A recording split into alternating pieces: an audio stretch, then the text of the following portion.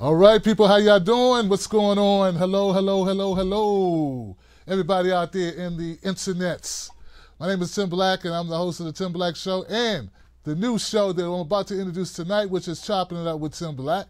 And I'd like to give a shout out to my people at justinformed.com, my folks, the Truth Bomb activists, all the people on the internet who follow me on Twitter, Facebook, YouTube, Twitch, and also Roku in the house. Give it up for those folks.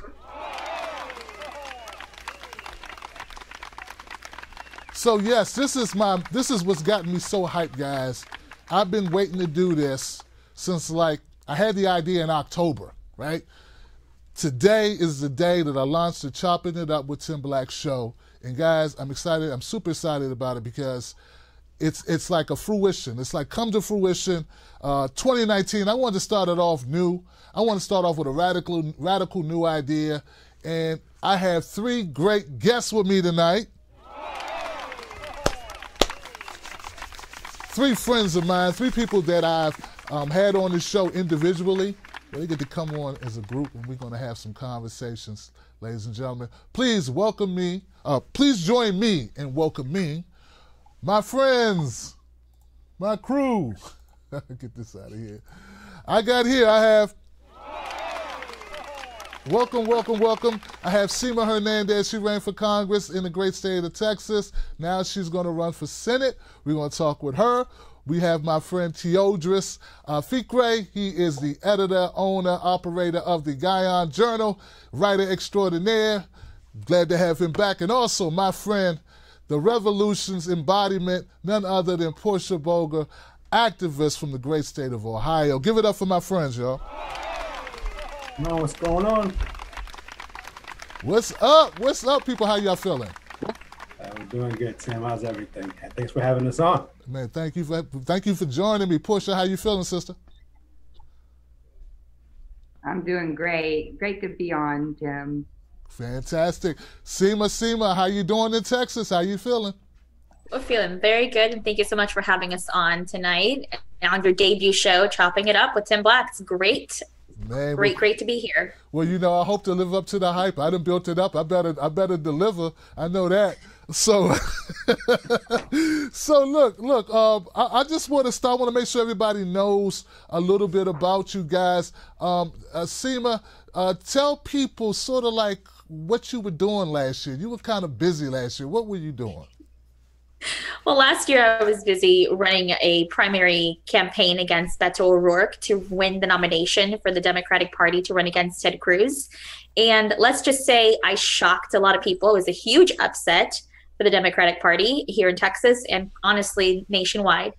First-time candidate, raised about $10,000, spent $4,000 campaigning across the huge state of Texas, got about 24.6% of the vote, which equals out to 250,000 votes as a first-time candidate running specifically on the issues that matter to workers across the state of Texas, moms, dads, anyone you can think of, but specifically issues that matter to the rest of the country. So it was a huge upset for the party. And from then on, I continued my activism with the Poor People's Campaign, got arrested a few times, and kept organizing. And I stepped down from that position as the chair of the Texas Poor People's Campaign in November.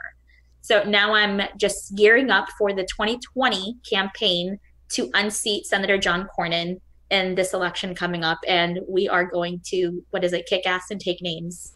I love it. Give it up. That's fire in the hole right there, Sema, man. I take almost 25% of the vote in Texas with $4,000. Texas is a pretty big state, isn't it? Yes, very huge state. I think it's the biggest state of the union is one, but more importantly, it's unheard of to have someone run for office for the first time and get that many votes and spend less than 1 cent per vote. I spent literally 1% of what O'Rourke spent in the primary. He spent 4.6 million. I spent 4,000. Wow. Wow, look, that 1 cent ratio that's pretty fantastic. That's totally unheard of. I need your help in my Facebook ads because I'm spending like 20 cents per click. So hold it right there, Sema. Great introduction, great way to let people know about you. let's go with Portia. Portia, you made some noise in 2016. Anybody who doesn't know who Portia Boulger is, you need to pay attention. Let me bring you up to speed. Portia, tell folks what you're about and why you thought it would be good to join this panel tonight. Well, I've been a grassroots activist for over 50 years, and I'm the type of person who will speak truth to power, whether you like it or not. And I've always been about the issues, and I will fight you if I have to, but I would prefer to love you. She's not lying either. She's being a straight shooter, always a straight shooter, and she's also very humble. Portia went viral, super viral. Like, I've been viral before. Portia went super viral because she called out the establishment, basically, and that was 2015, 2016. Portia, what are you up to these days? Well, I'm really hoping that Bernie runs. You know, I'm sitting here trying not to be impatient, but I want Bernie Sanders to run, and I want him to name Nina Turner as his vice president. I don't know if Bernie will go for a second term. I know with everything in me that if he runs, he will win. He will kick Trump's ass. And there isn't anybody out there. There's some good candidates stepping up, but Bernie will kick Trump's ass. And I want Nina Turner to be the first woman in this country to be president of the United States. And she can do it. And there is no one, we all know, there is no one that can fire up the base and touch their hearts and their minds like Nina Turner. And she can take the state of Ohio, and they can win. You know how I feel about Nina Turner. Give it up for that right there. And Portia, she's right about firing up the base. No one fires up the base like Nina Turner. She is all of it and then some. Thank you so much for that introduction, Portia. And Teodrose, my friend, you have been writing and writing. I remember when you just got started, you had a couple people following you. You have exploded. And I know you're a humble guy. You don't like to brag, brother, but I see you starting to really make a lot of moves. What's going on, Teodrose? What started you on this path? What are you up to? I guess not too long ago, I was, in a way, a political operative. And I used to see everything through the lens of politics and really, in a way, the lens of tribe. And so after a dance with hardship for a while, kind of saw the real life consequences of injustice, right? It wasn't just theory. I saw it, close up and personal. And I realized that, irrespective of our differences and irrespective of the various identities and ideologies that we latch onto, there's really a connective tissue when it comes to human suffering and the central policies that pervade suffering. So in a way, I became very post-partisan. For me, I don't see the changes coming from the top. If we don't empower ourselves as a people and really bridge the divides, then what we're going to end up getting is the same thing that we've gotten for decades, if not centuries, which is a very few that prosper while the rest of us, suffer and through our disunion. So that's what I'm passionate about, writing about our collectiveness and how we could overcome injustice, not just by focusing on what separates us, but really by coming together as a people. Because when it comes to how each one of us are being impacted by the legislations and by the policies that are impacted, even though our walks might be different, all of us are suffering under the weight of economic inequalities, of financial anxieties. So that's what I'm passionate about. And so I started the Guion Journal along with the co-editor, Betty Vecchi, about 2 years ago. We've expanded the team to, there's 6 of us all together now. And we just take, we inspect injustices and inequalities through the different paradigms. But at the core, we were trying to get people to understand that we have more in common than what divides us. And so that's what the Guion Journal is about. You can check us out at theguionjournal.com. And that's why I spend a lot of my time writing about these issues that impact all of us.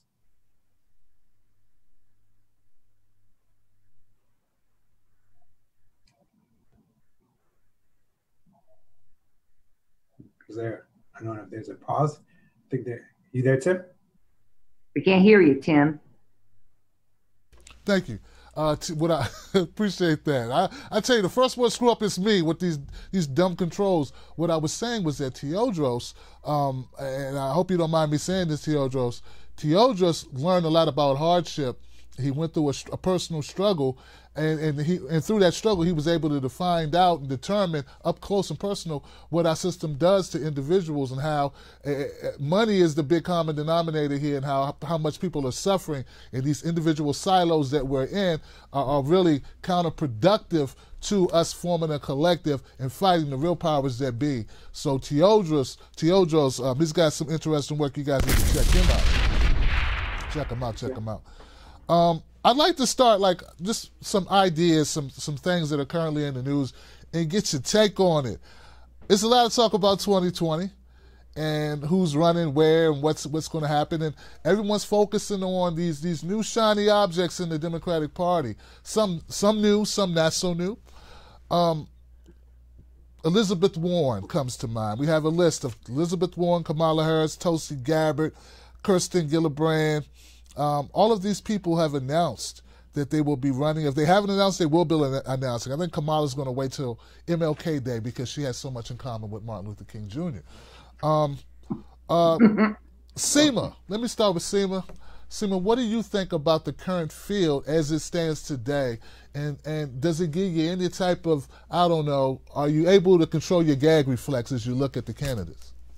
Well, fortunately, I can control my gag reflex because we know that no one on the Democratic side right now can hold a flame to Bernie Sanders. Bernie Sanders is the person who's going to win hands down. We're just waiting for him to announce. We're not, putting our eggs all in one basket because we know that Sanders is the one, and it's just a matter of time. That's all it is, and that's what I truly believe in. But honestly, the more the merrier. If people want to, throw their names in the ring, in the hat, go for it. I encourage it because that's part of the democratic process.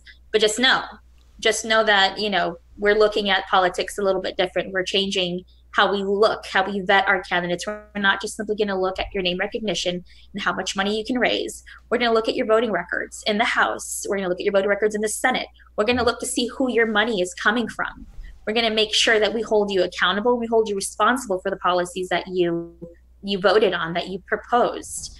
We're going to change the narrative of politics in the United States when we pick our president, when we pick our senators, when we pick our congressional representatives, from all the way to dog catcher. So just be aware that we're watching every single one of you. But Sema, isn't that sounds great? That's because you're talking about what we're going to do as people. But you being a candidate, what do they say about people who raise money in the Democratic Party? Like the person who raises the most money is the person that they favor, right?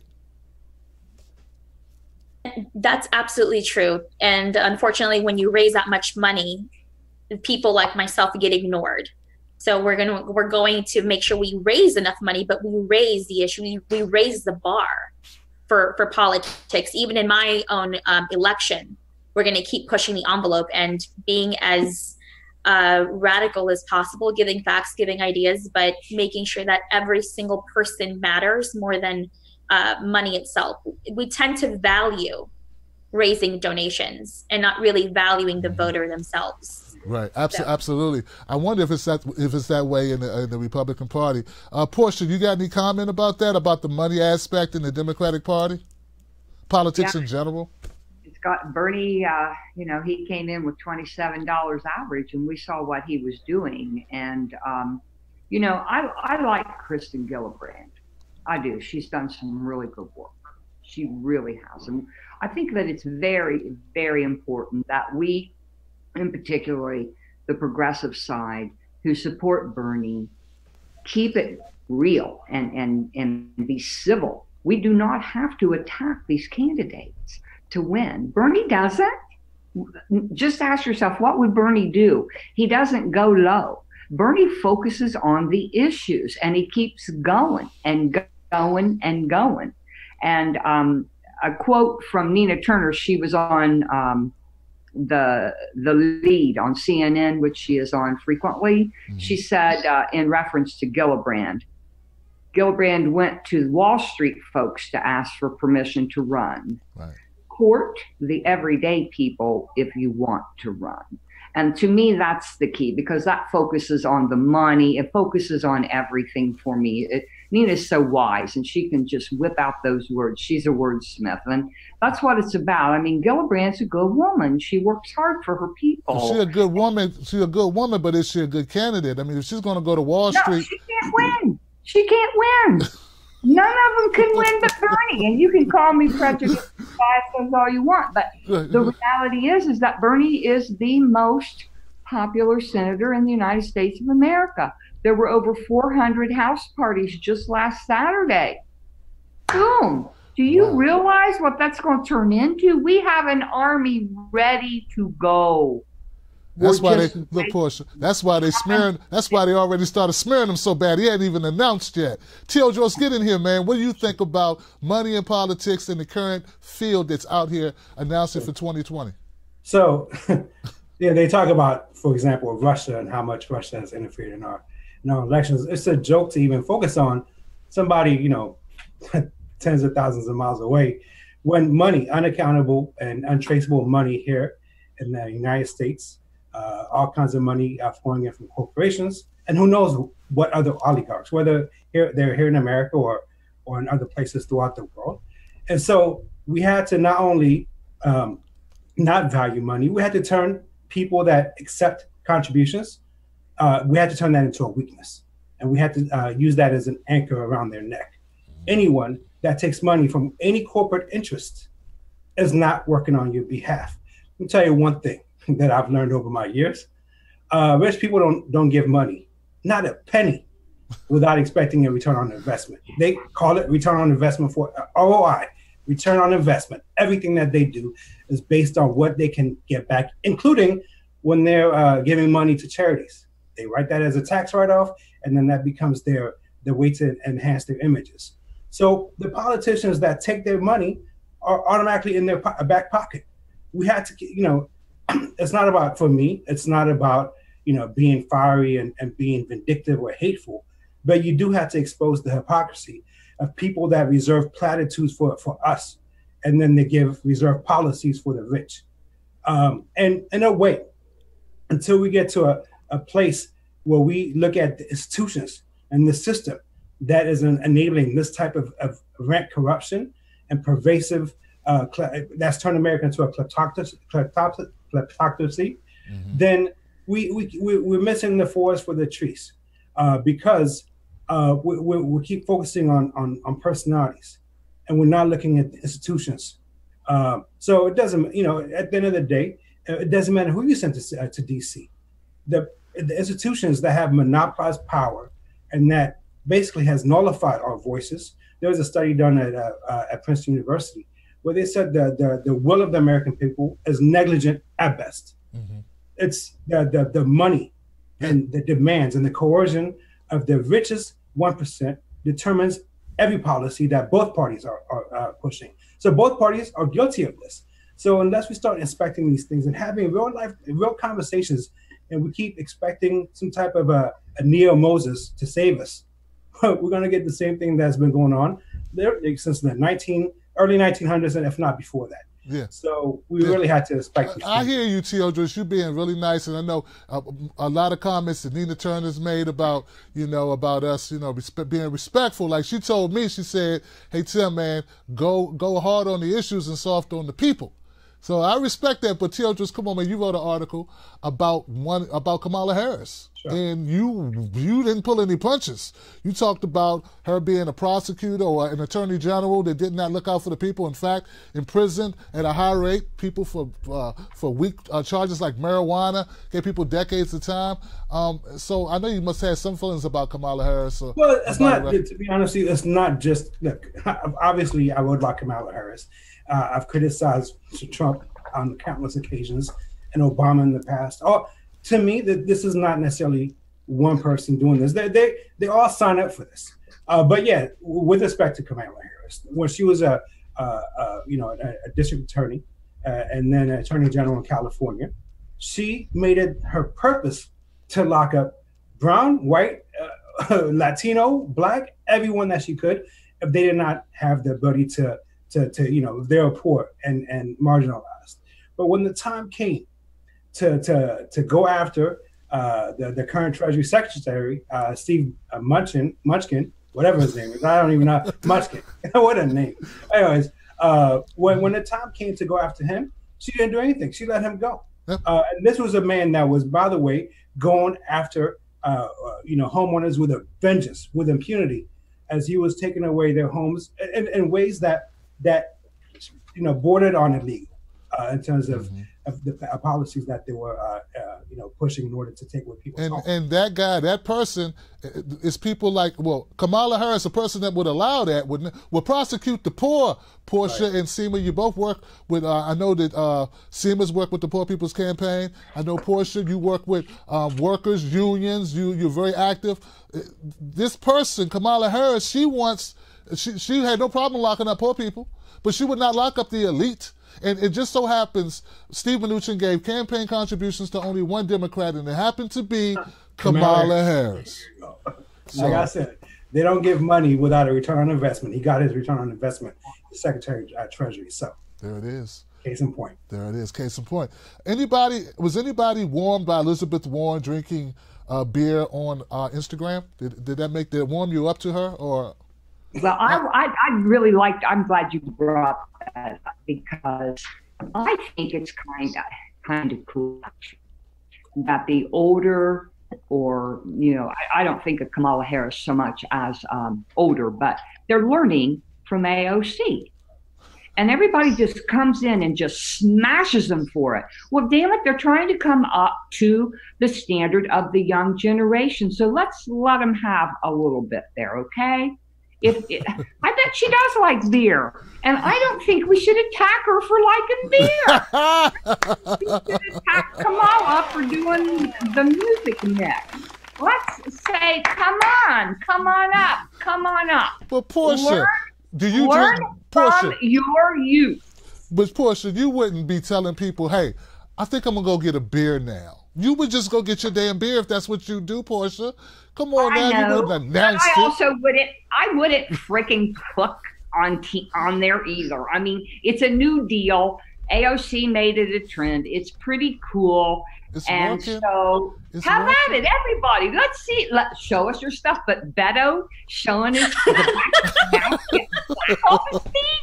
he really screwed up on that one. Show us the beer. Hey, I like vodka. You want me to drink a little vodka for you if I'm running for Congress? I mean, hey, smoke a joint, whatever. But give them a break. That's what I meant earlier about don't be so tough on them. Sema, are we being too tough on people? Sema, are we being too tough on these people? But I want to, oh, I'm so sorry. I can't remember how to say this young man's name. Teodrose. What's your nickname? Teddy. You just say, call me Teddy. It's cool. I'm so sorry, Teddy. But you've got it. You've got the underlying knowledge and wisdom. We've got to focus on the issue. So if Elizabeth's drinking her beer, tell us what you're going to do for me down here, okay? Because we know beer in Ross County. Tell me what you're going to do for me and my people while you're drinking that beer. But by the way, Bush was elected based on the premise, it was who would you like to have the most share a beer with? Yeah. How did that work out for us? For me, I'm not worried about. I don't care what they do. I don't care how many times they get their plaques cleaned or how many beers they have. Look at the policies. What are they doing behind the scenes? So, for example, going back, I hate to just focus on Kamala Harris, but since we're talking about her office. This is stuff that you can't even make up. Her office argued against releasing inmates because it would hurt the free labor pool, quote unquote, another way of saying slavery, of the prison industrial complex. So now, after she pushed that, after she furthered the prison industrial policies of the Clintons on steroids in California. Now, when she gets in Senate, when she wants to run for president, all of a sudden she wants to be against what she's been pushing when she had the ability to do something about it. So these are platitudes. And yeah, I'm sorry, I disagree with you in this way, Portia. We have to be extremely tough on them. When their hypocrisy becomes evident, call them out on it. You know, this is because these. I'm saying you shouldn't call them out on the issues, but they want to drink a little beer. Let's not demonize them. That's what I mean. If they want to go viral and become Trump light, they could do that if they want. But when it comes to their policies, then we can't. You can't defeat the cult of Trump with a cult of personality on our own. This is exactly what's taking place. We keep expecting cults of personalities to save us, and it's not. It's going to have to come from us. Sema, what do you think? Yeah, I think that if they focused as much as they did trying to keep up with the youth, I think their time could be better useful legislating and passing things like Medicare for all and focusing on living wage and restoring indigenous rights to tribal and sovereign lands, and restoring or expanding voting rights, criminal justice reform. There are things that their time can be better spent than going on Instagram drinking a beer. How about you go on Instagram and say, y'all, I'm introducing this legislation, call your congressman, this is what it introduces, what we're going to do. Instead of trying to relate to us, how about you work on making our lives better? That's what we need to focus on. But you know what, I used to tell this to folks that I've spoken to in person. After a comedy show, we'd be talking, we'd have a couple beers, we just sit around. That's what we did in Columbus, Ohio, for instance, Portia. You should have came out, Portia. I missed you when I went to Ohio. I know, I wanted to be there. But I'm gonna have to push back on Sema and Teodrose, because you guys overestimate the awareness and frankly the intelligence of most American people. Most American people don't care about the issues like you said, Teodrose, about George Bush with the beer. Like, is it Elizabeth Warren's fault, or is it the fault of a populace that's so focused on celebrity and so focused on social media and who's cool and who's hip and who's with it, who's dead ass, who's not, and you have to somehow compete in that if you want to win. Sema, I think you're gonna face some of that too. Don't speak so fast. You may have to walk a dog or visit some old folks and put it on camera, watch you doing good deeds, taking care of kids or doing something in the community to try to get your gravitas up too in order to win. I think that part of what's going on now is just a symptom of the populace. I think people really don't focus on the issues; they focus on the personality. Oh hell, you can't win. The wonderful thing that we see and right now celebrities is people like Cardi B are talking about the shutdown and how ridiculous it is to have one and have people going to work, still showing up to work and not being paid for the work. So we have celebrities bringing attention to the issues that matter, and we have politicians trying to be celebrities on social media. So there is obviously some backwards thinking there, but for something like activism and something that I've done for a very long time, it comes naturally to me. I don't feel the need to post it online. The work that I do will speak for itself. The work that we do as a community speaks for itself. I think and you people have to. will tell.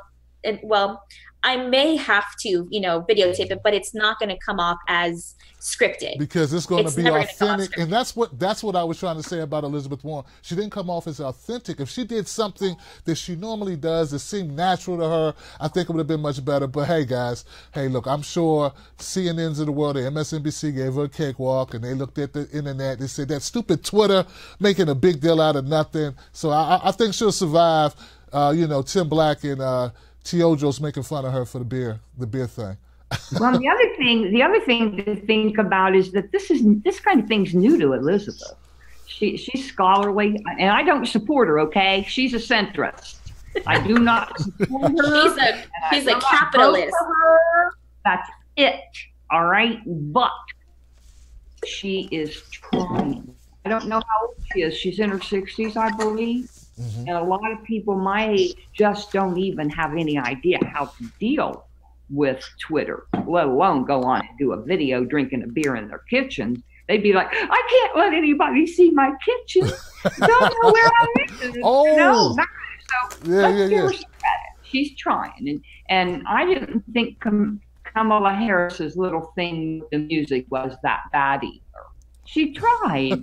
She's trying to relate. I won't support her. What but about I'm looking at right. But the bottom line is, tell me about your issues. Play the songs that have meaning to me. Like when Ocasio did the little dance, War, What Is It Good For?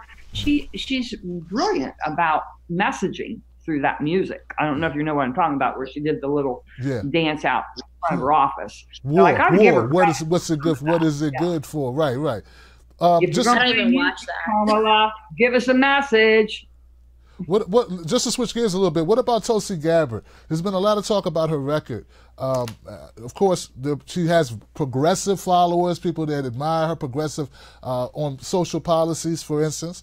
But now that she has announced that she's running, she did so on the Van Jones show on CNN.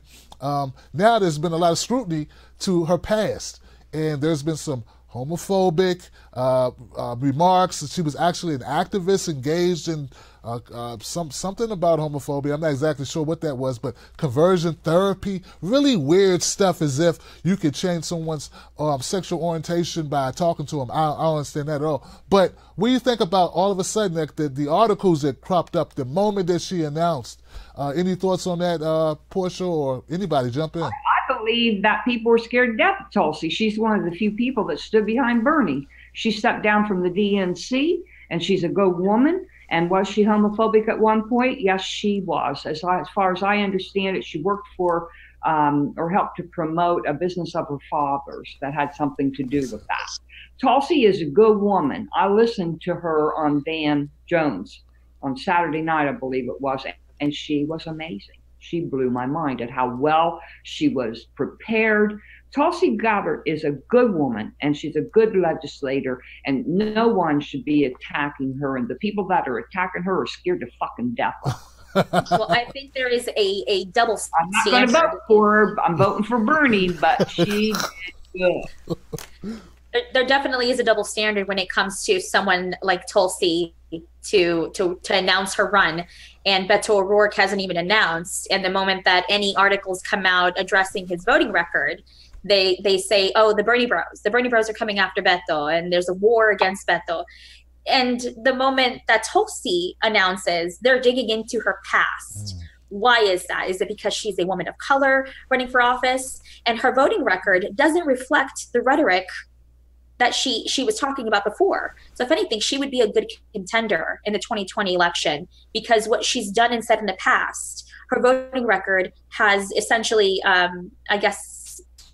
cleaned the slate, or maybe she turned a new leaf, and you can see that she made an effort to make amends, to show that she has changed through her voting record and through her legislative record. I think that's all you can ask of anyone. What do you think about Tulsi Gabbard and the allegations, the recent surfacing of her stance on gay marriage, Teodrose?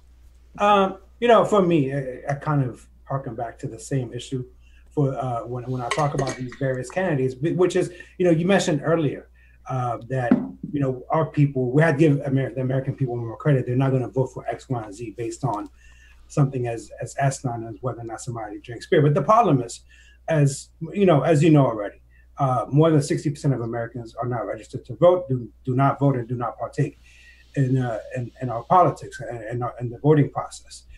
A long time ago, when I was a Democratic, in a way, operative, I used to blame blame voters for being, or non-voters for being apathetic. The truth of it is, people are being driven out of politics because there's a lack of choice, and the ones that remain, for the most part, are the ones that refuse to look past personalities and inspect the underlying institutions and the underlying policies. And so, if people are falling for the cult of personalities, obviously we have one in the White House, and it's easy to look at his supporters and say, "Man, I can't believe they fell for that." But how many folks on the left are falling for the same type of cult of personalities? It's very easy to diagnose when other people are being emotionally manipulated, and when there's a cult of personality taking place. Very hard. I hear that cult of personality a lot, and I think all of our, I can't remember the last president that didn't have a personality that had something to do with them being elected. I mean, Bush, he had a personality that was, like plain spoken, people like that. He seemed like he was a regular guy. even though I think it was that he was, you know, intellectually challenged. We had Ronald Reagan had the mystique of being a Hollywood actor, very famous. We had Obama. Come on, Obama is trendy. He sort of ushered in social media with the presidency and the whole, you know, working with the internet in order to get elected. He had the sound bites, the cool stuff. He working with Jay-Z and Beyonce. I mean, I think the code of personality gets a bad rap, but I think in our politics, it's really been the way to win. I mean, now look at Trump. He's the epitome of code of personality on steroids. And that's just, I think, just a culmination of a sort of an evolution of what we've already had. Shouldn't Trump be a pause for us to kind of reconsider? Because like you said, this is not something that's just endemic of the current buffoon that we have in the White House. It was endemic of Obama, Clinton, Bush, Reagan. This is, U.S. presidents are the epitome of cult of personality in this way, because too many people are voting for them and supporting them, not based on specific issues and whether or not, is this going to, are they going to speak to my issues that I care about and defend my interests? It's based on personality and the circus behind that personality. So if we want to continue the insanity of Trump, except just put a different face on it, then yeah, we could continue doing that. But I think maybe this time could kind of show us, hey, you know what? This circus that we have should give us pause, and maybe we should kind of think about how we support presidents and candidates, not just presidents, senators, congressmen. We need to really, like Sema said, she spent $4,000 and got 25% of the votes. So obviously, there's people that thirst politicians that speak to issues. And if we don't start doing that and just vote for people just because of the tribal political identity and based on which party that they're affiliated with, then this is going to continue. I hear you, man. And I think it's not just code of personality. I think it's a combination of that, plus populist. I think I don't want to discount the fact that he was the only one talking about, he was talking about bringing troops home. He was talking about that in his campaign. He was talking about putting money back in the pockets of working Americans. Meanwhile, Hillary was talking about, I don't know what she was talking about, continuing Obama's policies. It didn't incite a lot of people. And, I called Hillary Clinton, Dick Cheney, and pantsuits, because that's what she was. That's a new one. I haven't heard that one before. So it's one thing to give rhetoric. Anyone could do that. Anyone could give speeches from teleprompters, and anyone could just throw around pablum and word salad. But what are they pushing behind the scenes? And so we have to I hate to be blunt about this. We have to go up as a people and start asking hard questions and demanding better government, or else I forgot who said it, but we get the government that we deserve. Get the government you deserve, absolutely. Yeah. Speaking of being people that get the government they deserve, what do you guys think about Alexandria Ocasio-Cortez? I know just before we came to air, I saw an article. She was with TMZ. They were on TMZ, the news entertainment organization, was on Capitol Hill interviewing her, and she was talking about she was looking for McConnell, like she was looking for Dora the Explorer. Like, where's McConnell? Where's McConnell? She was doing that whole thing. I know she's gotten a lot of press. What are some pushback? Portia, what do you think is the real deal about Ocasio? What are people overlooking in their rush to support her so virulently in our populace or whatever? Well, more power to her. Keep going. She's smart. She's bright. I hope that she becomes a great legislator. But right now, there's just way too much fangirling. The press on both sides of the aisle are pushing her, and it worries me because there are so many voices that are being totally ignored. We have, for the first time in the history of our country, 2 Native American women in Congress. We have the youngest Black woman from Illinois in Congress. We have the first Black woman representing the state of Massachusetts in Congress. We have the first two Muslim women, one from Minnesota, one from Wisconsin in Congress, and I could go on and on. Their voices are being totally blacked out, except for when the press picks up on some kind of a smear job that's coming from the right wing. I believe strongly that if we all, through our Twitter feeds and social media, start lifting these other voices up, I've been working very hard at it. We have got to help people remember what happened in 2018's election.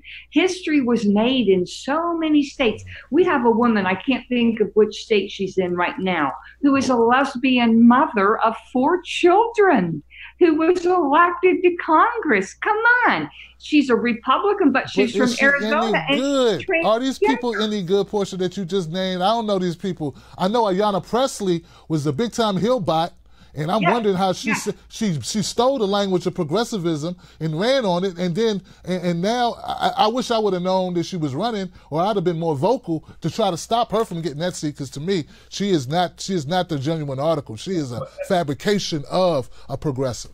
If I could jump in on that. That I don't know. But if I could just say one more thing, there's a wonderful young woman. She's a history teacher. She's the first Black Congresswoman from the state of Connecticut. She was the National Teacher of the Year in 2016. So, you know, some of us may support them and some not. I mean, I'm not going to support a Republican from Arizona, but the fact is that all of these voices are being stifled by the press, and I really hope we ask ourselves why. Because I think if they lift up one, which is AOC, and she falls, then that gives them a way to try to totally negate the movement. AOC is a part of the movement. We've got people thousands of years ago before that were a part of the movement. If you're biblical in mind, hey, I think it started with Cain and Abel. But one of the guys was good and one wasn't. But if you're not, then this progressive movement has been here forever, and it's going to go on after we're all dead and buried. So we cannot allow the press to just fangirl on one person, because we don't get anywhere that way. Portia, you're going to have to talk to... You're talking about the sticky notes on her damn plaque outside. But whose fault is that? Whose fault is that? But Portia, that's not your fault. That's not my fault. That is the fault of corporate media. But we retweet it. It's our fault if we retweet it. That's why I say America, we get what we pay for. Sema, what do you think about Cortez? Is she the genuine article? Is she the real deal? Or do you have some apprehension about her, or what? That's a loaded question. Thank you. You can pass. You can pass. I think that if one person is made the leader of a movement, it makes them a target. And I think if we uplift those voices, the progressive voices, and they can simultaneously like tag team to pass this legislation, you write that legislation, we will collectively work together. And that way, much like I guess kind of like a militarized mentality for the progressive movement, working collectively on legislation and simultaneously working off each other, then they can't have one target to focus on to take down a movement. It's a collective. And this is important to remember. Yeah. Like I said, because I think it's the media. I think it's the media that chose her. I don't think she chose herself, Sema. I think the media put her there. It's not. It's not, but sometimes always being known as, and this is, if someone told me, you know, we've dubbed her the clapback queen. I would like the millennial generation to be known for more than just clapping back, and actually looking forward to passing legislation that is progressive, and let our generation, who is the most educated, the most indebted generation into student school debt, that they are educated, that they are known for more than just drama and clapping back and reacting to every single scenario that is put before them, because it doesn't make them always look like they're strong. Because they react, it makes them look a little bit weak. So let's focus on the issues in policy and clap back with the work that you're doing legislatively. I think if I could add to that too, I love that sound effect. Very good. No, but if you know, and I don't say this to cast aspersions towards Alexandria. But if she goes to D.C. and feeds into this Republican versus Democrat conflict, then nothing's going to get accomplished. And by the way, to kind of go beyond that, the CEOs of, I want to say, Lockheed Martin, Boeing Defense, Raytheon, and one other one. Oh, and I think General Dynamics. There's the 4 biggest weapons makers in the world are all women. So are women in Syria and women in Libya and women in Yemen supposed to be happy when they get blown to bits because a woman is at the head of the table? No. So we really have to figure, the diversity has been morphed into a way to further the status quo. So for me, I don't care how diverse the boardrooms are. I don't care how diverse, the faces of the mannequins are at the top. If these things are not translating to the people at the bottom, because ultimately we judge society not by how much millionaires are raking in, not by how many accomplishments they're able to check off their bucket list, but by how the poor woman and the poor man and that are struggling every day, how they are either their lives are being made better or worse off. So we need to judge it based on those people, the marginalized. But when I say those people, by the way, us, because we're all marginalized. We're all in this together. Whether you're somebody making $15 an hour or even 6 figures, and at the end of the day, money and wealth is being transferred from our pockets to enrich the very few. So we're all in this together. We're all, whether you're in the center of the skillet or on the periphery, we're all being boiled. So unless we wake up to these issues, then we keep celebrating and clapping for the accomplishments of somebody that just became the first left-handed, gay, Hispanic, Jewish person. Yippee! So what? How about us? How about the Jew that's struggling? How about the left-handed person that can't get a job? How about the Latina that can't afford her own home and she has to live with her parents? Are we going to judge it based on them, or what somebody that belongs in the club is able to accomplish? So we had to really inspect how we judge advancements and progress. Progress for the few is regression for the rest of us. Wow. Well said, my friend, and something to aspire to. Hopefully, I don't know if we'll see it in my lifetime, but I hope that my kids will be able to see a populace so engaged and so focused on the big picture, not the little picture. I like to switch gears just a little bit, talk about the government shutdown, man. I know there are people, I know Teodrose lives here in D.C. This is a big contracting area that we live in. What are your thoughts about it? I'll start off just to say, I don't see this as a win for Donald Trump. I see this as a minefield for Donald Trump. At this point, if he gives in, I think he doesn't win re-election in 2020. He may also lose Congress. He may lose the Senate. It's that bad. I think his base is riding that hard. If he wouldn't have did the shutdown, he could have blamed it on the Democrats. But now that he did the shutdown, and if he reneges, then he looks bad. That's the way I stand on it. That's how I see it. What do you think about it? Anybody want to jump in about the government shutdown? I think he made an absolute fool of himself, and he boxed himself into a corner. I agree with you. He's really, if he gives in, he loses. And if he doesn't give in, he loses, because he's losing his base. There was a poll that just came out today, and I can't remember the exact numbers, but he's dropping even with white men. And so he's in trouble. And with all of this, in many ways, I think he just did this as a smokescreen, because so much is coming out from the Comey investigation, and he's in trouble. And it looks to me like his kids are, and I hope to see them all go to jail, to prison for a long time. They are fleecing America. They are hurting us. But what breaks my heart right now is the people that can't pay their bills, the people that have worked so hard, that have mortgages, that have children in college, single moms, single people. We kind of ignore just single people. They struggle. You go to the store and buy a box of vegetables, it's for 3 people. It goes on and on for single people. So it breaks my heart.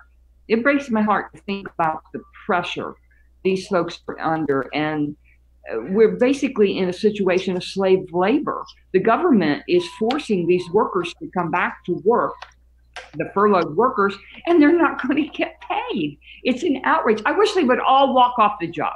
I wish every federal worker tomorrow would say, we are not going to do this, and just not come to work. And if they did that for a couple of days, Mr. Trump would open up the government, because he doesn't know how to open up the damn door for himself. So he doesn't know how to operate an umbrella. Well, you know, unfortunately, well, to the credit, I have to mention that today they signed legislation, a bill passed. I think Donald Trump signed it, where they're going to give back pay to all furloughed government employees. So that's a great thing. But not the contractors. Think about all those contractors that not the work. Contractors. They're not going to get any money. They'll never get their money back. They're going to go out of business. No, so if they lose their homes in the process, what's going to happen? Is he going to pay for their homes too? What happens with their healthcare bills, their medication, prescription costs? We need to look at the bigger picture. He's more concerned about winning. And obviously, we don't care whether he wins or loses. We just care that he does right by the American people who are showing up to work every single day and not getting paid, and let alone the programs that are going to run out. SNAP benefits, childcare benefits. And at the end of February, it's going to run out. And the most vulnerable are the people of color. The most vulnerable are Native Americans. The most vulnerable are people who are, trying to make ends meet and need that little bit of extra cash to help pay for childcare expenses, to put food on that table, to help pay with the utilities that are coming because of the elements of Mother Nature during the winter that they can't pay their utilities. There are secondary effects that are happening because of this. It's going to affect our economy. It's already affecting our economy. It's affecting our health. Mm-hmm. It's affecting our nutrition, our children's education, the ability to fund the public schools, the ability to fund healthcare programs. There is something awry in our government, and it is immoral to continue this law. I mean, this shutdown for an immoral, unconstitutional law, and that's in violation of international asylum laws for these refugees that are coming here. And to your point, it's not just the people that are furloughed, it's also the businesses and the people that rely on the people that are furloughed. It's like either by bad trade deals or by the over-militarization. Right. So think of all the businesses that rely on the workers. Think about all the businesses that rely on the workers who go to work for the government to go into their restaurant or whatever. These people, these businesses are suffering. So it's like not just the employees, the federal employees, but their families and all the people that depend on their income. What do you think, Teodrose? Well, I mean, what's truly outrageous, by the way, is about 2 weeks ago, bankers, the same bankers that led our economy in 2008 and got away scot-free, lobbied the Treasury for an exemption so that the Treasury could process loan requests, mortgage requests. And boom, they acted. So they recalled workers to work on specific issues that were demanded by banking executives, right? So, and then I think it was yesterday or 2 days ago, 35,000 IRS workers are going to be recalled and deemed essential employees so that they could take more of our money for services that we're not receiving right now. So this is, endemic of a government that's not accountable to us and is held hostage by corporate interest.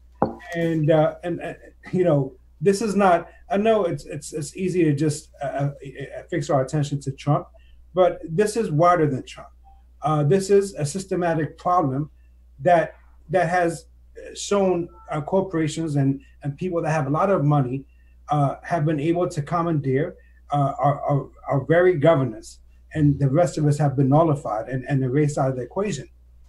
So it goes back into I hate to sound like I'm beating a dead horse, but we had to expect the systematic issues as opposed to blaming one party or the other, because breaking news, both parties are totally bought out and totally in the pockets of Wall Street.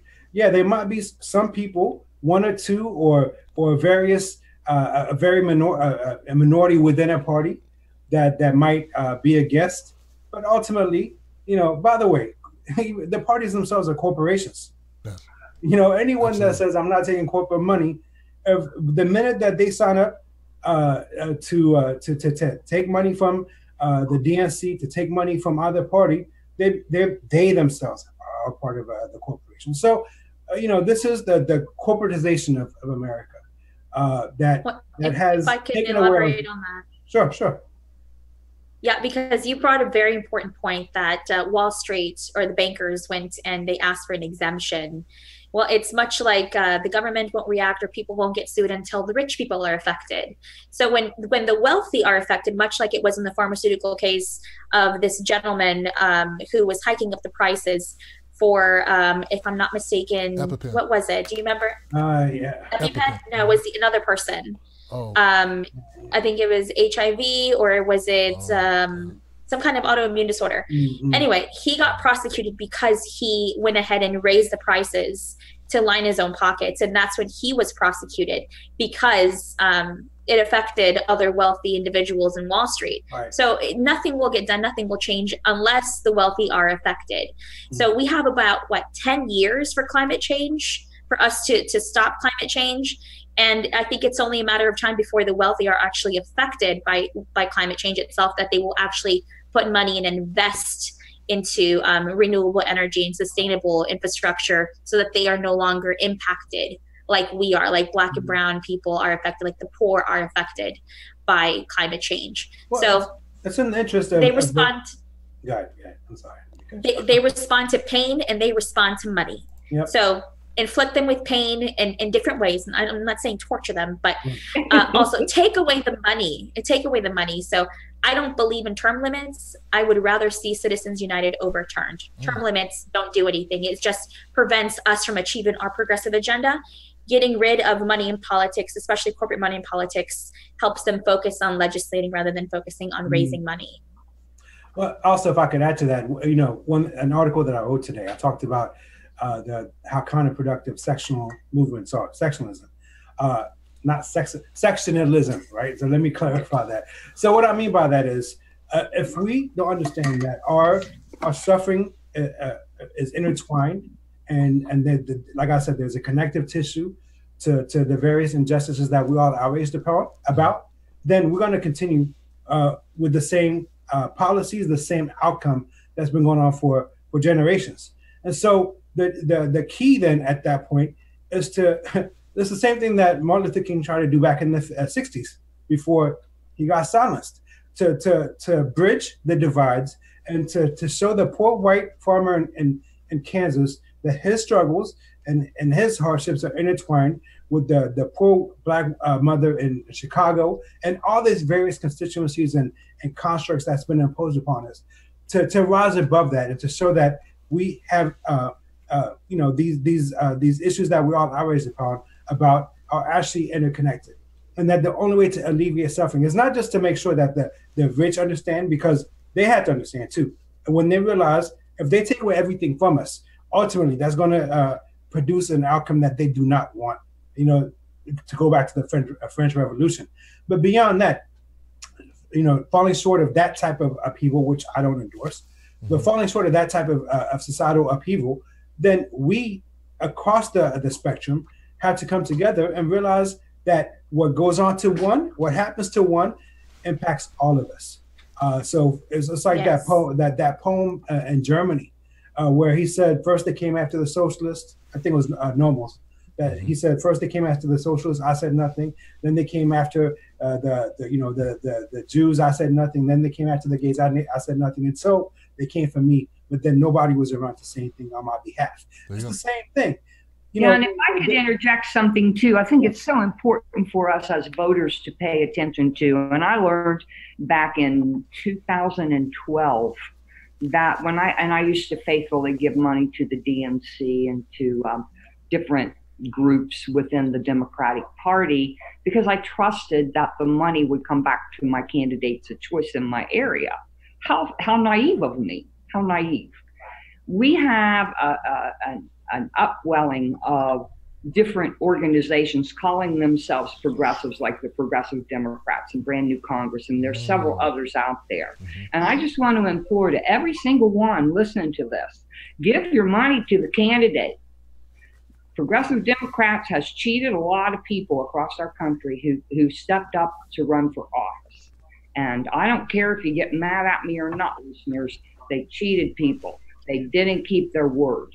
And there are a lot of people suffering because of them. Give your money to the candidate. Go to the candidate's website and donate through the candidate's website to make sure that the candidates of your choice get the money, and that your hard-earned money doesn't go to line the pockets of people who are on staff and the people that they hire. There is a really sad situation going on within the progressive movement that breaks my heart. But I speak truth to power. I called out the DNC. I got a lot of heat for it. I got some love for it. But damn it, don't give money to the progressive Democrats. They cheat people.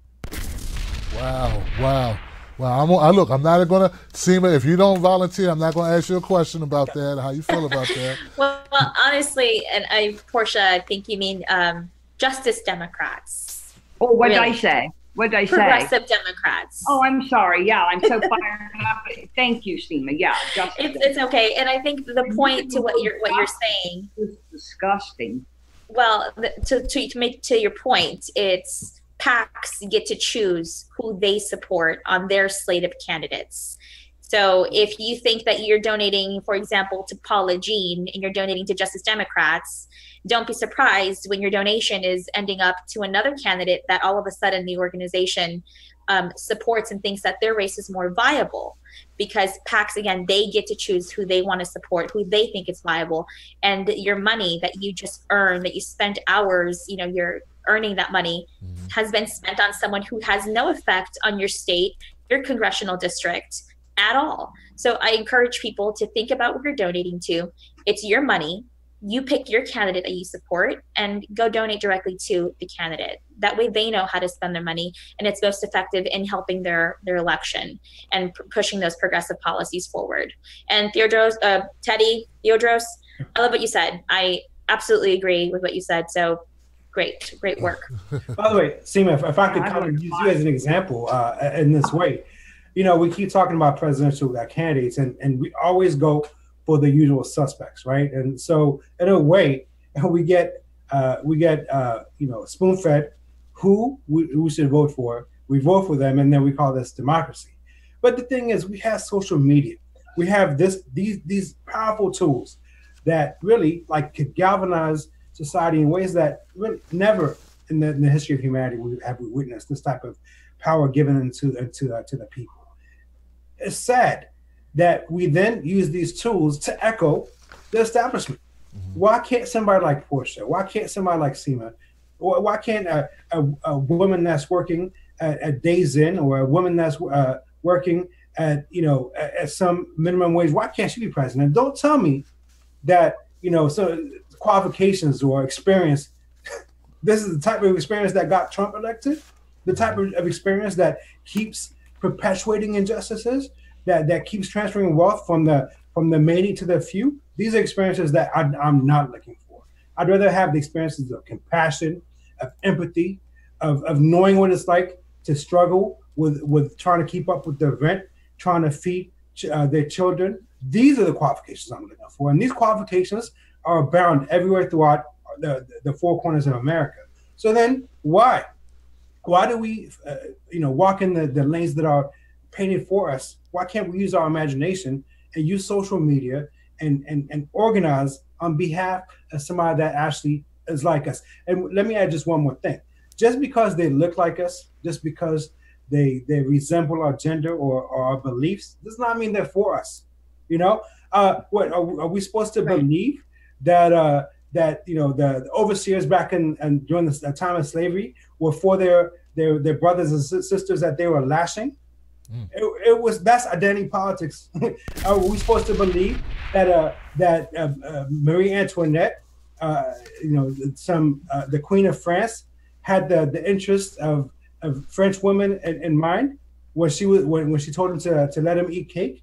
Just because, just because they're our kin, just because they share our skin does not mean that they're our kin. Absolutely. Because they share. Yeah, and that.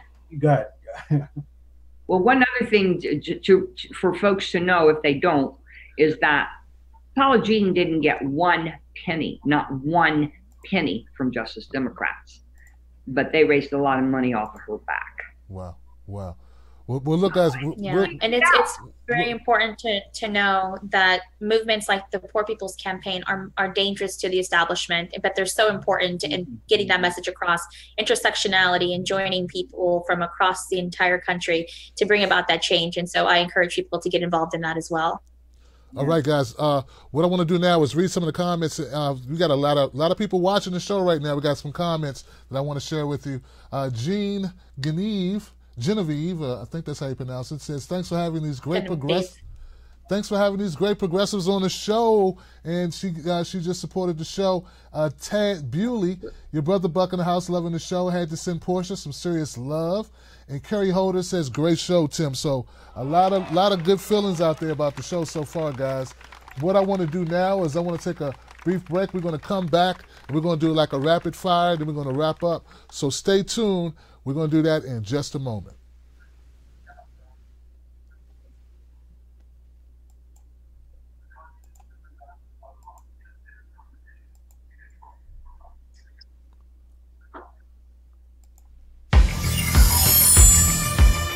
People got on me. They like really pissed off at me. They said I talk too much about Hillary. They said, Tim, that's not right. If you talk about her, she could be the first female president. And I'm like, you know what? Fuck you.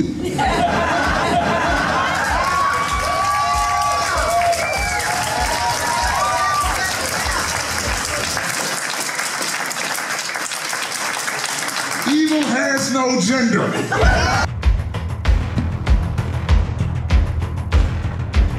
Obama, he lied a lot, but he was covert with his lies. Anyway, here we are. People, when they lie, they got a tell. His tell was he starts stuttering.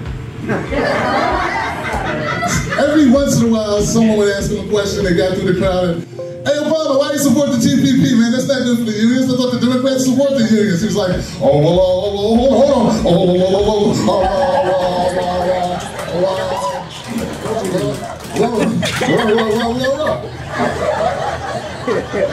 If you don't like that impression, it's going to be a hard night. I love hearing Now, the way to get Trump to lie to you and get it on camera is very scientific. I love learning from all of you. You guys are I'm going to give it to you. The way you get Trump to lie is you just ask him a fucking question. And our campaign is like not even up there yet. We're already wanting to get this started to make this impact so it can bolster Medicare in every state. We can't bring a revolution on Twitter. Racist People Suck is now available for streaming and downloading at Racist People Suck. I'm trying to run to get some more water. I drink water like crazy. I already drank that quart of water. It's gone. Quote unquote water. All right, guys, we're back. Thank you so much. We're back. We're live. What I want people to know now is that if you watch Roku, the device Roku, you plug it in the back of your TV. Some people buy Roku TV sets. Well, I want you to know that Tim Black TV is on Roku. We've been on Roku for some time. So what you can do is, if you don't want to go to Facebook, if you don't want to go to YouTube, if you don't know what Twitch is, if you don't want to find out, that's fine. Don't worry about it. Periscope people, if you don't feel like going on Twitter, you can always go find me on Roku. We're there as well. So go support this show there and get the same content just another place. I appreciate you. And now we're going to pull back and go back to our guest for the lightning round.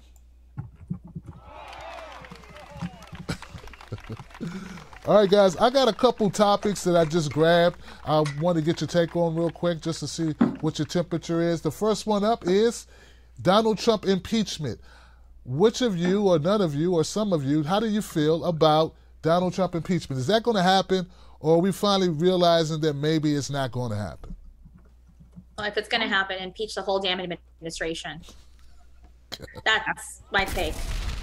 I believe strongly that he'll be impeached, and I'm just hoping with everything in me that Pence will too. And then, of course, that leaves Nancy in charge, and she'll be all right as president. She's not my favorite pick. I wish to God in heaven she was more progressive, but she's not an evil woman the way people try to make. And I'd sure as hell rather see her in that office than Pence and Trump. And I want his children to go to prison. That's part of the administration. So. Okay. I forgot. I saw a sign one time that said this whole system needs to be impeached. So that's where I stand. Trump is the catnip that kind of either deranges people that hate him or idolize the people that fawn over him that idolize him. But at the end of the day, he's gonna. By the way, remember Bush? The heyday of Bush, he was called a war criminal, rightly so. He was demonized by the left, and was one of the most hated people in America for those who identify for a lot of Americans. Right? Recently, Joe Biden 2 months ago gave him a Medal of Freedom award, and he is now being lionized by a lot of people that used to call him a war criminal. And so I guarantee you this, about 10 years from now, Trump is going to be lionized by a lot of people that currently hate him. Because this is what happens. We get so distracted on the being a prisoner of the moment that when the current outrage passes, then we move on to the next. And so it's like cyclical. It's cyclical. Nothing changes, but we keep being driven into derangement every time there's a new injustice, and then we forget about it. And so the system itself needs to be impeached, not just one man. What's the problem with, or how big a problem is identity politics to you? Do you think identity politics is a problem? Let me just say, the way Republicans say identity politics is to almost it's to deny issues like racism, sexism, and various systematic forms of oppression don't exist. When I say that, I don't deny they exist. I know very well, Tim, you and I talked about this and the last time you had me on your show. I know very well, I don't need to be told by some Ivory Tower resident about racism. I see it, I've experienced it, and I know it exists. And sexism too. The woman that I love very much experiences that a lot as well. So, these things are not just theoretical. But when I say identity politics, it's people that intentionally using paternalism, using feigned concern, that intentionally tread on our pains in order to advance their own self-interest. And then they get in power and they forget about us. And by the way, as much as Republicans might tread and traffic and racism, a lot of Democrats traffic and paternalism. And to me, they're both equally pernicious. Because if you're using my pains to advance yourself and then you forget about me, then what does that tell me? That means that you actually want injustices to exist. Portia Sema, what do you think about identity politics? Is that a problem? Well, I identity politics is very important in terms of diversity. I think that when we identify diversity and we bring it forward and bring people of color, all people together, and lift their voices like I was talking about earlier with our freshman class in Congress. But I also believe strongly that Dr. Reverend Barber, who, by the way, I've been involved in the Poor People's Campaign in Ohio and was doing social media, but I stepped back because I got to be ready for Bernie. But I love what Reverend Barber says, and that is that we've got to come out of our silos and we've got to stand together. So identity politics can be very subjective for people, but I loved what Theo said is that when people get in power, they forget about the people that they were saying they were going to lift up, like Kamala Harris. Oh my God. I mean, we didn't even get into the fact that she had some serious situation in her office where somebody was sexually harassed and she covered that up. Whereas they're trying to attack Bernie like a dog because there was some very serious sexual harassment in his campaign in 2016. But Bernie's not trying to cover it up. He's sitting, he's dealing with it. He sat down with the people. The press was pressing him like crazy yesterday, trying to get him to talk about it. He respected the privacy of the women who came forward. I saw racism in the Bernie campaign. I saw ageism. I'm an old white woman. Some of those people in the Bernie campaign treated me like pieces of shit, like I didn't even know how to damn turn my computer on. So, people are people, whether you're in the church, whether you're in the PTA, whether you're in the progressive movement, whether you're in a campaign. This stuff happens when people come together because everybody's not a nice guy. What about you, Sema? But identity politics, in terms of making sure we've got to elect people. We got to elect more people than just white guys. Gotcha. We've got to. Bernie's a white guy. To elect him too. So, Sema, what do you think?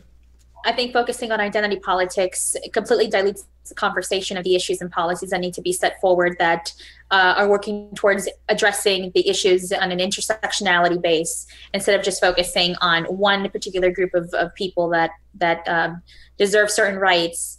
When you present a policy plan, legislation, and you have a voting record and you're pushing it forward, you're not doing it just to favor one group of people. You're doing it to favor a group of people collectively across the board, whether you're black, brown, yellow, orange, young, old, poor, millennial. It doesn't matter what language or religion you come from.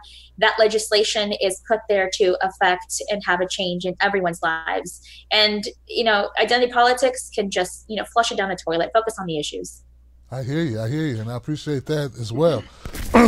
I would also like to submit, though, that the New Deal, when that was implemented, they created a middle class for America. That did focus on one group of people, white people in America. Right. That's what it focused on.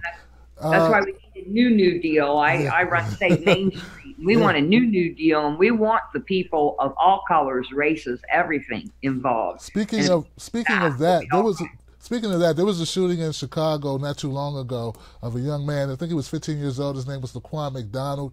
He was shot down. There was a lot of uprising about it. Well, recently the police officer Jason Van Dyke went to jail for that. He was convicted of that, which is just a big thing. As usually cops get away with killing anybody they want to kill.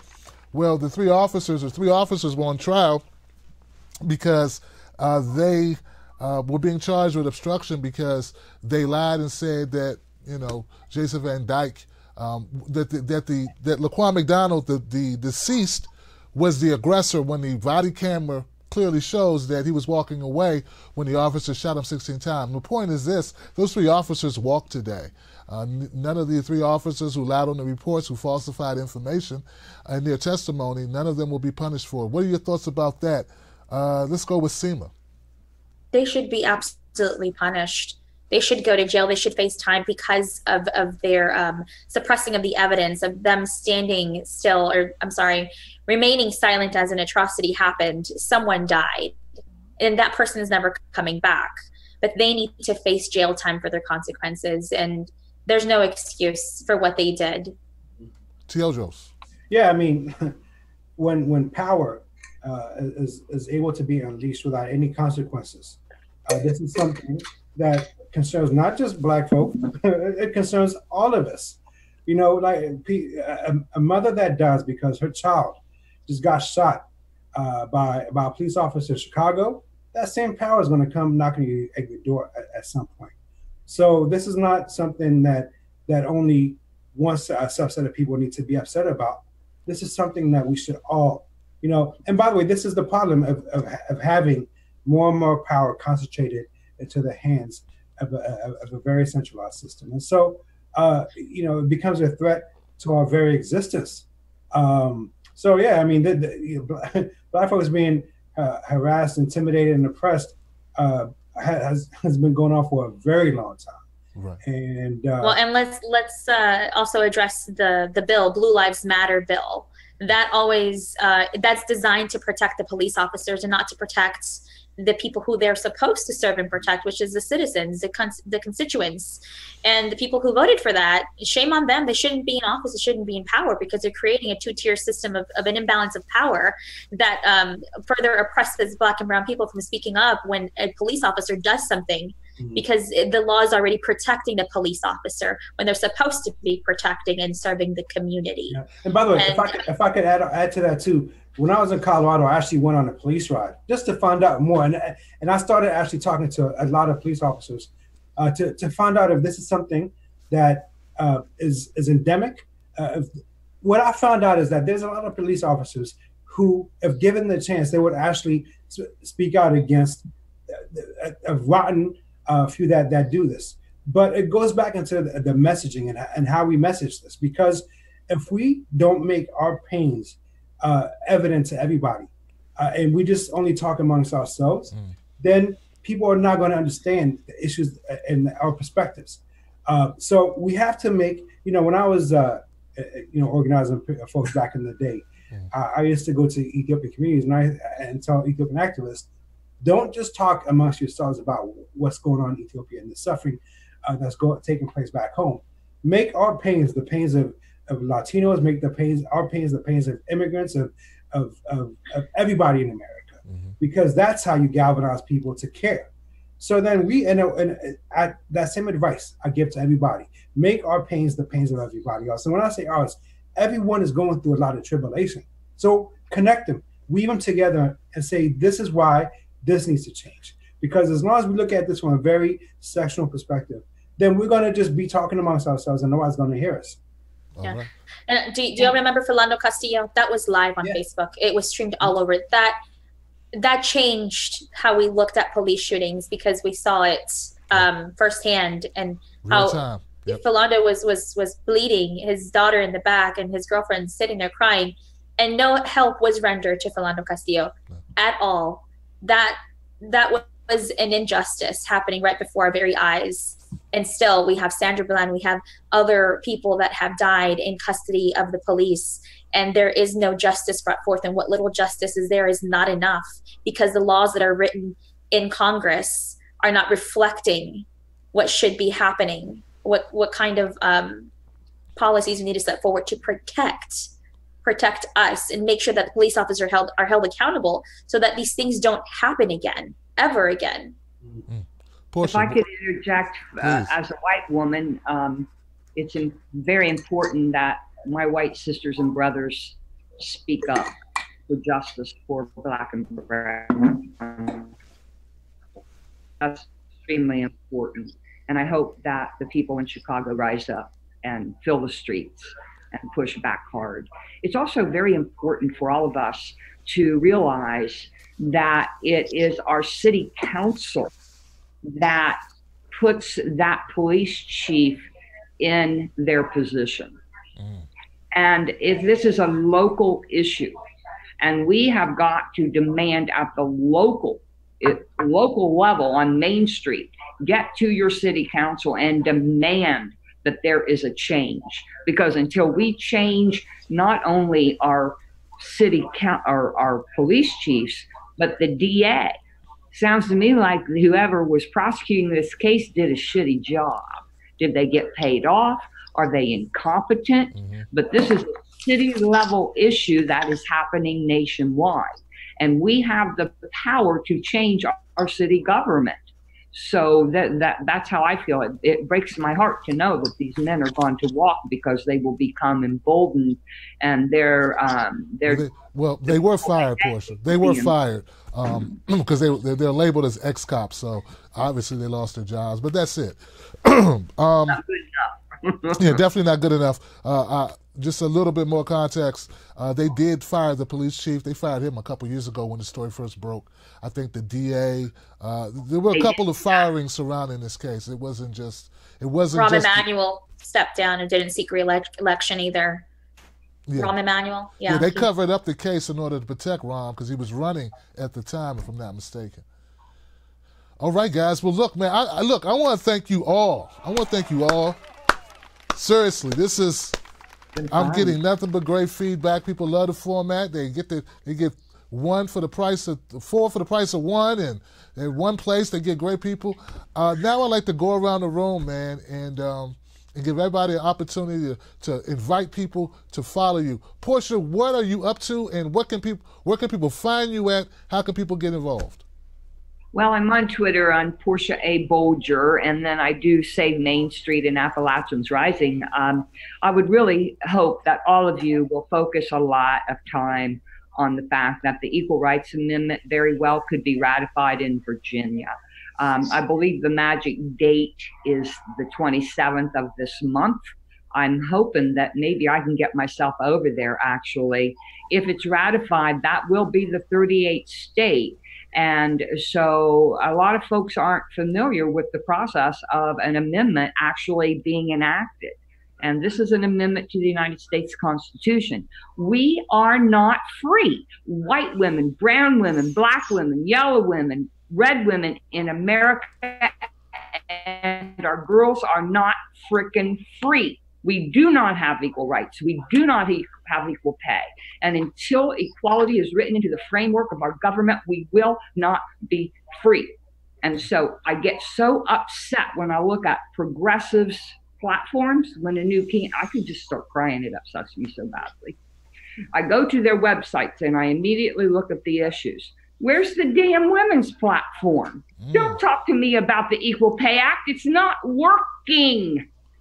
Don't tell me that's all you got and that you're going to support choice. Guess what? There's a lot of women in this country that are never going to have a baby. And I'm not going to have a baby. I'm kind of old here, you know? So support our equality. You support our equality by supporting the Equal Rights Amendment. So get on the internet. Just type in the search, ERA on Twitter. There's some good stuff happening in Virginia. Well, thank you so much, Portia, for joining us. I really appreciate you. Teodrose, tell people about your publication and where they can find out more about it. So we try to publish something at least once a day, and more and more writers are joining us. So we try not to do it to the point where we're just inundating stories for the sake of just having stories, but really garnering an in-depth conversation and having a discussion like how we have today, that go at the heart of the matter instead of just going at sensationalism and stoking outreach. You can find more of our work at theguillonjournal.com. That's GHWWW. Do I even have to say that? I don't know. GHION, guillonjournal.com. And you can look us up on Twitter. It's at Guillon, GHION journal.com. At Guillon Journal. I'm on Twitter myself, Teodrose Fikre. And let me just, if I could close it with this. Martin Luther King once said that at some point we're going to judge people by the content of their character instead of the color of their skin. And I want to extrapolate further beyond that. Not just color of their skin, but judge them based or the makeup of their body or their ideological leanings, but judge them based on their hearts and what they ultimately push and accomplish. So until we get to that point, then we're gonna, like I said, and throughout this live stream, we're gonna keep getting the same results. And beyond that, for all of us to rise above our differences. And I'm not preaching uniformity when I say this. I'm not preaching, or neither am I diminishing the hurtful legacy of racism and the way that sexism has been used to diminish women and the endless ways oppression has been pervaded. But at some point, if we really are going to make a difference, we have to rise above our differences and realize that we're all in this together. So that's what we're hoping to accomplish with the Guillon Journal. And check us out when you can. And hopefully, Tim, I'll be back on your show at some point in the future to chop it up with you further. So I want to congratulate you on your new show as well. It was excellent. Well, thank you once again, brother, for taking time out your schedule. I know how busy you are. You could be writing another great article right now, but you're here with me. Thank you. Now, Sema, tell people about your candidacy and how people can find out more about it. Well, people can go online at semafortexas.com. I'm on Twitter at @Sema Hernandez _ or at Sema for Texas with the number 4. And, we want you to go and support our candidacy. We want you to support our progressive platform. I'm running for 6 years for the United States Senate so that we can push forward this very aggressive, progressive agenda in Congress. So things like Medicare for all, we want to definitely sign on and co-sponsor that. We want to co-sponsor tuition-free college, tuition-free education.